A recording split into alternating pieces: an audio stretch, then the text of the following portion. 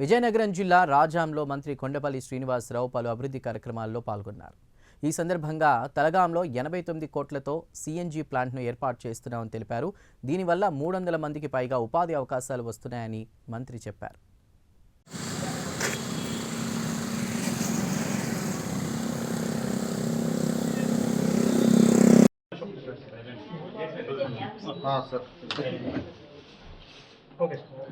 అందరికీ నమస్కారాలు. ఈరోజు రాజాం రావడం జరిగింది. రాజాంలో ఒక మ్యారేజ్ ఫంక్షన్ రాగా ఇక్కడ పారిశ్రామికగా రమేష్ గారు అలాగే రాజుగారు డాక్టర్ గారు రీసెంట్గా వాళ్ళ గవర్నమెంట్లో ఒక సిబిజీ ప్లాంట్ అప్రూవల్ పెట్టుకున్నారు. అయితే ఆ అప్రూవల్కి కొన్ని లిమిటేషన్స్ వల్ల నాకు అది అప్రూవ్ చేయించండి అని చెప్పి నాకు వచ్చి రిక్వెస్ట్ చేయడం జరిగింది. ఒక ప్లాంట్ పెడితే ఒక 25 కిలోమీటర్స్ రేడియస్లో ఇంకో ప్లాంట్కి అనుమతి ఇవ్వాలంటే దానికి కొన్ని లిమిటేషన్స్ ఉన్నాయి.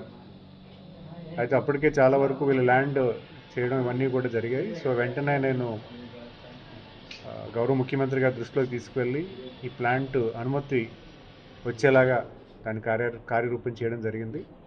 సో ఖచ్చితంగా చాలా ప్యాషనేట్గా ఇద్దరు కూడా ఇండస్ట్రీ పెట్టాలని, సిబిజీ ప్లాంట్ రాజాం దగ్గరలో పెట్టాలనేది వాళ్ళ ఆలోచన.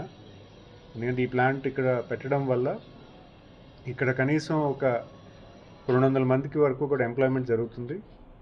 ప్లస్ ఇది కూడా ఒక ముఖ్యంగా ఏంటంటే రాజాం, నేను కూడా ఇక్కడ చదువుకున్నటువంటి వ్యక్తిని, నా చిన్నప్పటి నుంచి తెలుసు ఇక్కడ ఒక మంచి ఈకో సిస్టమ్ ఉంది.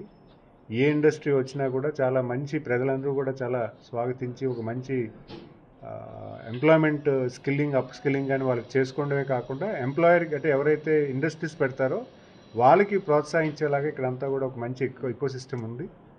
సో పైగా ఇక్కడ ఇండస్ట్రీస్ గతంలో కూడా మనం చూసాము. అలాగే వీళ్ళు కూడా ఒక మంచి, నేను ఇక్కడ ఈ ప్రాంతం నుంచే మన అందరికీ తెలుసు ప్రపంచ స్థాయి ఇండస్ట్రియలిస్టు జిఎంఆర్ గారు ఇక్కడి నుంచే రావడం జరిగింది. అనేక జూట్ ఇండస్ట్రీస్ ఇక్కడ రావడం జరిగింది. వాసవి గ్రూప్ ఆఫ్ ఇండస్ట్రీస్ ఇక్కడ పెట్టడం జరిగింది.